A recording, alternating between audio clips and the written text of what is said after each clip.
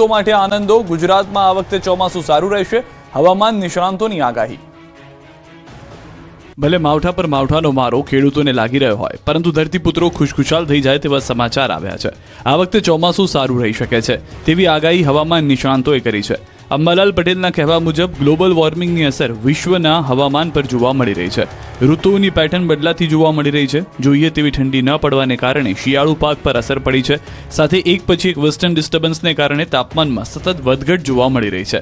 સાથે ચાલુ વર્ષે સૂર્ય કલંક જોવા મળ્યો છે, એટલે કે સૂર્યમાં ડાઘા જોવા મળ્યા છે, જે 2000 અને 2006ના વર્ષમાં પણ જોવા મળ્યા હતા, જેની અસરે બંગાળના ઉપસાગરના વાવાઝોડું બનવાની શક્યતા રહેશે, જેના કારણે દક્ષિણ ભારતના વિસ્તારો પ્રભાવિત થશે।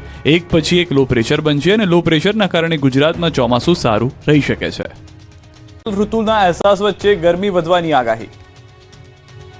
ગુજરાતના લોકોને હાલ ટ્રિપલ ઋતુનો અહેસાસ થઈ રહ્યો છે। વહેલી સવારે અને મોડી રાત્રે ઠંડી પડી રહી છે, તો દિવસ દરમિયાન ક્યારેક માવઠું તો ક્યારેક ગરમી અકળાવી રહી છે।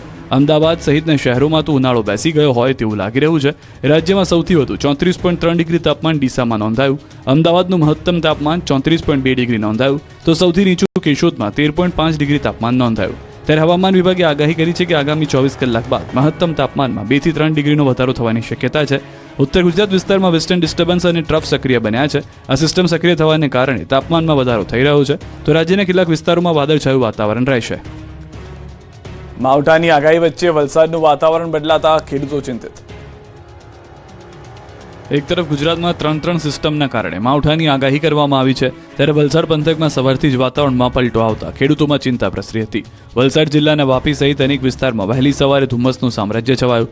જિલ્લાના મોટાભાગના વિસ્તારમાં ધુમ્મસ છવાઈ જતા વિઝિબિલિટીને પણ અસર થઈ હતી। શહેરી વિસ્તારમાં રસ્તાઓ પર ધુમ્મસને કારણે વાહન ચાલકોએ દિવસે પણ હેડલાઇટનો સહારો લેવો પડ્યો, તો સૌથી વધુ અસર નેશનલ હાઈવે પર થઈ હતી। ધુમ્મસભર્યા વાતાવરણને કારણે જિલ્લામાં હિલ સ્ટેશન જેવો માહોલ સર્જાયો, તો ધુમ્મસભર્યા વાતાવરણને કારણે કેરીના પાકને અસર થવાની શક્યતાઓ વર્તાઈ રહી છે। ઠંડા પવનને કારણે લોકોને ઠંડીનો અહેસાસ થઈ રહ્યો છે। તુવેરના ખેડૂતો માટે ખુશીના સમાચાર આવ્યા। સરકારે કરી તુવેરની ટેકાના ભાવે ખરીદીની જાહેરાત।